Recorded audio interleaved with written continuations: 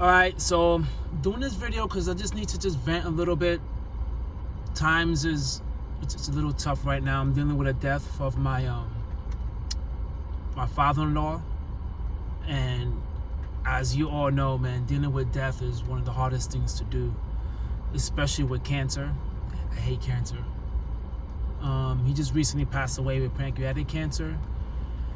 And for all you people out there who know that have anybody in the family or friends that deal with cancer, you know that's a very, very difficult thing to deal with, and it's very stressful. But with the recent death of my father-in-law, I had a lot of reflection, and it's always been in my mind. But times like this, it makes you reflect even more on life. So what I always reflected on was the fact of being a first generation American and hearing so many stories about people who came into this country and the things that they did in this country to try to provide for the family. To me, is amazing. Now, I do have a lot of friends. I thought about this recently. Like, most of my friends are first generation Americans.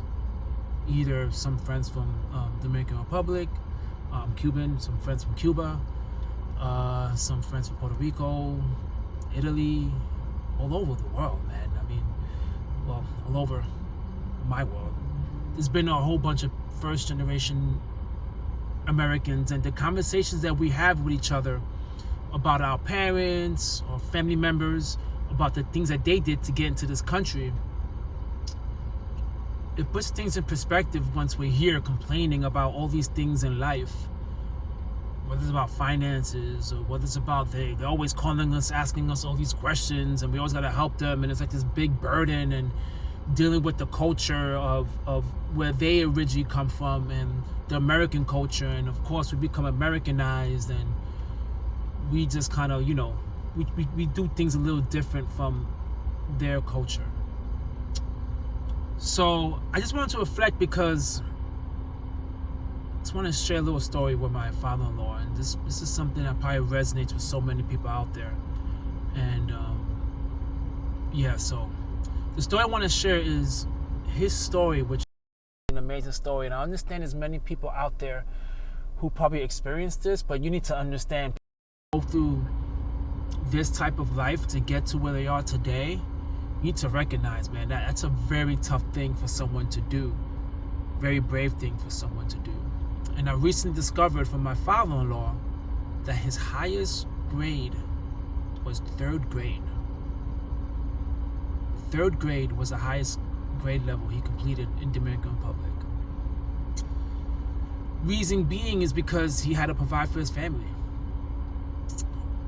The man had to provide for his family, so pulled him out of school, make him do the one thing that not the one thing he was good at, but what they needed him to do was to sell, just find any possible way to bring money to the family.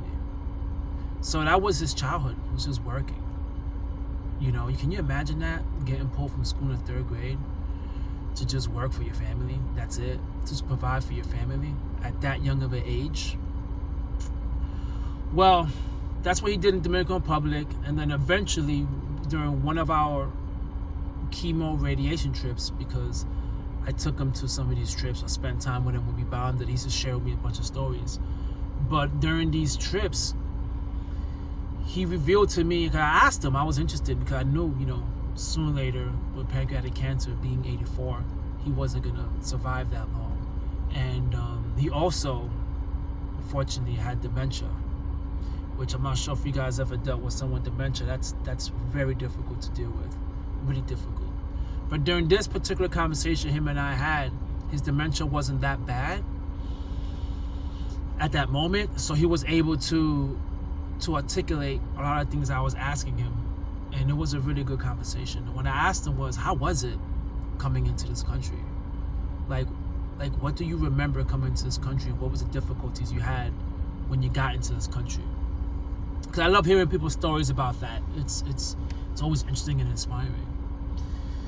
For him, he said he came in for Dominican Republic, and the first thing he did, he came on his own. Oof. On his own in this country where he doesn't even speak the language. But New York was where he went to, because New York was the place where there's a lot of other Dominicans, a lot of Spanish immigrants coming here. And he started working at, it was like a hotel. I think it was, he always said the Sheraton. It was a Sheraton or Ramada, one of them. And he said all he did was just grind and work so hard. He was proud of that job. Even to the day, to the weeks before his passing, he would still share the story about how he worked at that place. He really loved that place. And he was telling me he worked in a boiler room, and then he started moving up because he worked hard while everyone else was lazy, and all he did was just work hard, work hard, work hard. That's all he did. And he just moved up. And I asked him, where'd you live? And he told me he lived, I think it was uptown, somewhere in uptown in New York. And he was telling me that he had a one little bedroom apartment, but he worked so much that he never, ever really was there. I asked him, how'd you eat? He's like, I just ate whatever was outside, and he just bought things from outside or from the hotel. Sometimes they have food there, and he'll bring food and he'll eat. And then, of course, he told me a story about how he met his lovely wife, my mother-in-law. And you know, my father-in-law, he changes the story quite a bit. He's very proud of himself, and he made himself seem like a Fabio, you know, like she was like, oh, darling, whatever. And he explained, you know, he's seen her a few times. They're doing a bus ride. He was going to work, and she seen him, and she saw he was just so exhausted from the constant working that she tapped him and said, hey, you missed your stop. She remembered his stop. And since that day, he remembered her. And then one day, he seen her in front of his apartment building, and he was like, you're going to be mine, we're going to get married, and we're going to have kids. That's how he said it, you're going to be mine. I don't know how true that was, but that's what he said. To my mother-in-law the story, she chuckles. She doesn't deny it, but she chuckles. And ever since then, he had 4 kids. Living in New York, working, landlord, continuously working to support all these kids. My brother-in-law and my brother-in-laws, my sister-in-law, my wife. And they shared me the stories as well that he was just the hardest working man. He was a very devoted Catholic. He was big time into Catholic, always praying. They always made fun of him when he was praying, because you know, these kids, man, they were just they just New York City kids running around playing, having a good time. And my father-in-law was very serious about religion, but he also had a good time, from what I heard, and I heard he had a great heart. But they always used to mess around with him. So when things got really rough, you know, when things got really rough in New York, he had to do something that he didn't want to do, but he had to do it for his family, which was sacrifice again. He had to move him all from New York, give up all his jobs that he was having. He was a taxi cab driver at that time. He worked as a landlord, and he was moving up in hospitality in the Marriott or Ramada, one of those places. And he moved to Boston, where from my wife told me was they bought a house that was not in good condition, but the man was very handy. He had to do what he had to do for his family to get him out of bad situation in New York, which was the beginning of the crack epidemic. And from there, he just built a community. He just started working again. From my wife was telling me that, you know, things were tough out at their house, but he was the main provider. He was positive, and he tried working as hard as he can to provide for his family. They moved on to Florida. The dementia was pretty rough, and then that's when I met him. And dealing with someone with dementia is pretty tough, very, very tough. But the one thing I learned about him was he was always showing me how strong he was. He did not like the fact that the dementia and old age was making him weak. And every time he would see me, because I got a pretty built stature, I'm a pretty strong guy, so he always used to look at me and say, I could do push-ups, he'll start doing push-ups. I'm not even challenging the man, but that's the things that he'll do. He look at he's sitting down. He'll see me visit the next time. He goes outside. He's like, look, I'm strong. He'll start running around the pool. This time the man's 70-something years old. I mean, he's always let me know how strong he was. And he had this grip. When you shake his hand, he damn near wanted to break your hand. And he also had prostate cancer, which he beat. It just shows this guy's a fighter. He beat that. But the pancreatic cancer was the one that got him.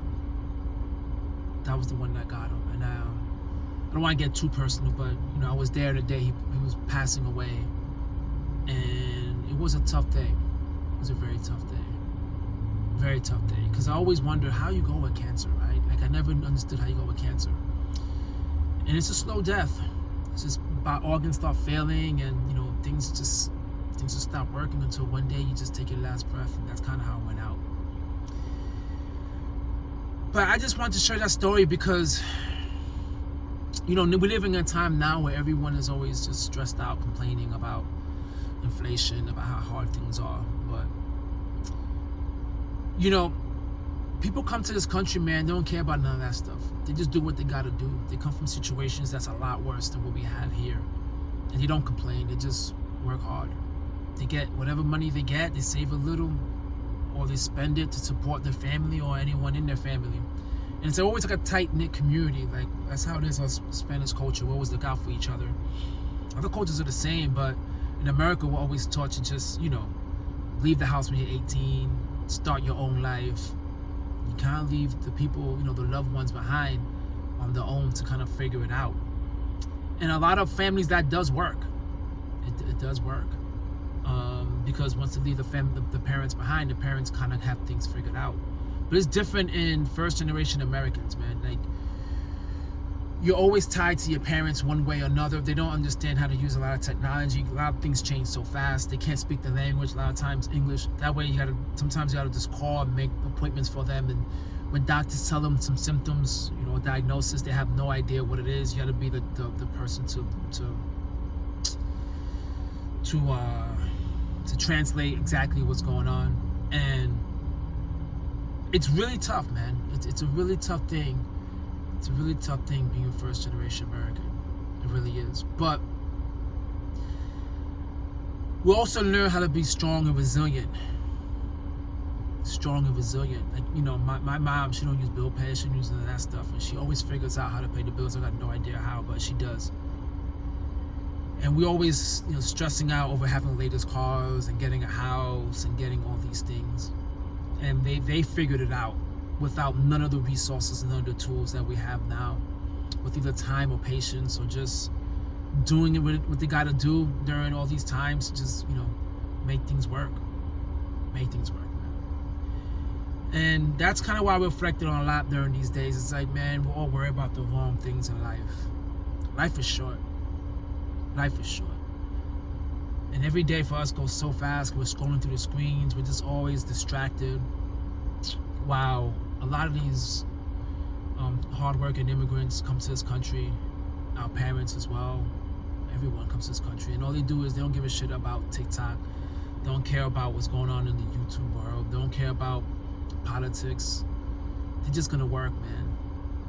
They're just gonna work hard. You don't see a lot of immigrants just in the corner complaining about politics. They don't really care, man. They're arguing about just trying to get the next job, trying to take care of their family. And so proud of one of the family members make it, no matter what it is. You know, we think making it is getting a house. To them, it's just like, wow, they have a job. They're on their own, and they're proud of that. They're really proud of that. So for anyone out there that has any loved ones, just give them a big hug, man. I recognize that life may seem short, but it's really long. Life may seem short, but it's really long. And it's what you do every day during those times that will allow you to become more resilient and enjoy life and not live life with regrets. Because that was my biggest fear, and I heard someone say that, and my father-in-law is definitely not one of these people at all, because we haven't done the funeral yet, but when we do, I know it's going to be a big funeral. So he goes to this church, and there's so many people who love this guy. He's been in that church for years, in this church here in Florida. I always heard something, and I want you to share with you guys, and this is something I try to live by day, which is, the day you pass away, you don't want to be known as someone who just existed. The funeral comes, people are just like, I don't really remember much this guy did, he just existed. You want to be known as someone who's just caring, loving, was there for them, always answered the phone, communicating, checking in, you know, show generosity, you know, show a lot of gratitude, give a lot of love, be happy. just being there for people and changing people's lives by doing small things. Not to be big, just small things. And he was definitely one of them. I'm hearing all the stories about people saying the things that he's done throughout his lifetime, and that to me is important. You don't want to be known as someone who just didn't do nothing, was never brave, never really changed anyone's life, was greedy, only thought about yourself. That's the worst thing. And always, that's why every day I try to do something positive. Try to do something positive to my friends, community, to leave an impact to someone, to say, you know what, that's a man I want to be like when I get old. Or that's a man I want to be like right now during these times. So anyway, guys, I just wanted to share that, this little something with you guys, because this week's been a hard week, and this is what YouTube is about, right? Just open up, speaking, sharing stories. Hopefully there's someone out there who will hear it, get inspired to just smile, call their parents today, or call their loved ones, give them a hug, tell them you love them, and continue try to be just good people in this place we call life. So anyway, guys, sorry for getting more emotional and somber, but just wanted to share it. Alright, guys, catch you guys on my next video, which will be more about just finances and just trying to bring joy to people's lives, and also trying to pursue this YouTube thing, which is something that my in-laws are always proud about, my parents, because I think it's brave to just try to go out there and try to just create, and they think I'm a movie star. That's what they call me. They call me a movie star. They really call me a movie star. But anyway, catch you guys. Enjoy your day. Peace.